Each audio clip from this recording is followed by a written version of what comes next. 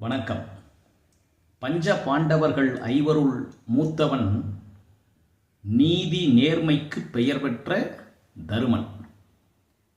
அத்தகைய நன்னெறியில் வாழக்கூடிய தருமனே அவனுடைய மனதில் ஒளிந்து கொண்டிருந்த சூதாடும் ஆசையின் காரணமாகத்தான் அனைத்தையும் இழந்து போனான். சூதாடுகின்ற பகடை காய் உருட்டி விடும்போது உருண்டு ஓடக்கூடிய இயல்புடையது. அப்படி ஓடுகின்ற பகடை காய், நாம் உருட்டுகின்ற பகடை காய் நம்மிடம் இருந்து உருட்டுகின்ற பொழுது எதிர்ப்புறமாக செல்லும். அந்த பகடை காய் நம்மிடமிருந்து செல்லுவது எதை குறிக்கிறது என்றால், நம்முடைய செல்வத்தை நம்மிடமிருந்து தொலைக்கிறோம், நம்முடைய நற்குணங்களை நம்மிடமிருந்து தொலைக்கிறோம், பெரியவர்களால் புகழப்படும் செயலை நம்மிடமிருந்து தொலைக்கிறோம் என்று நம்மிடமிருந்து அனைத்தும் போய்விடும் என்பதை அந்த பகடைக்காயை உருட்டுகின்ற செயலே நமக்கு குறிப்பால் உணர்த்துகிறது.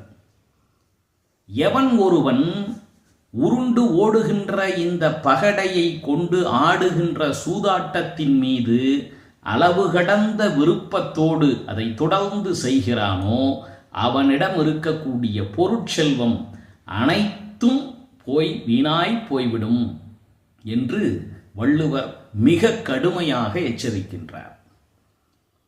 இன்றைக்கு இருக்கக்கூடிய சூழலில் சூதாடக்கூடிய ஆன்லைன் சூதாட்டங்களை அறிவு சார்ந்த விளையாட்டு என்று கூட சிலர் கூறுகின்றனர்.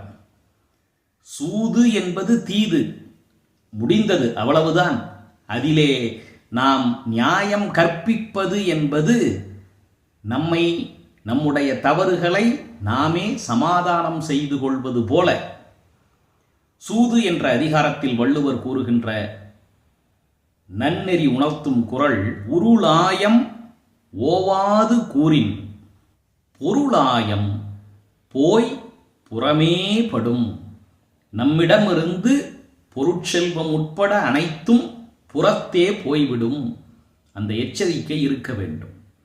பாரதி மனம் கொதித்து எழுதுவார், செருப்புக்கு தோள் வேண்டியே இங்கு கொள்வரோ செல்வ குழந்தையை, விருப்புற்ற சூதினுக்கே ஒத்த பந்தயம் மெய்த்தவ பாஞ்சாலியோ.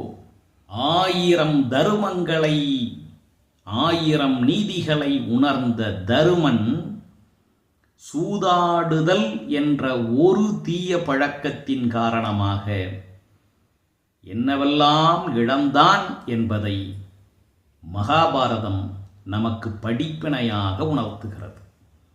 நன்றி, வணக்கம்.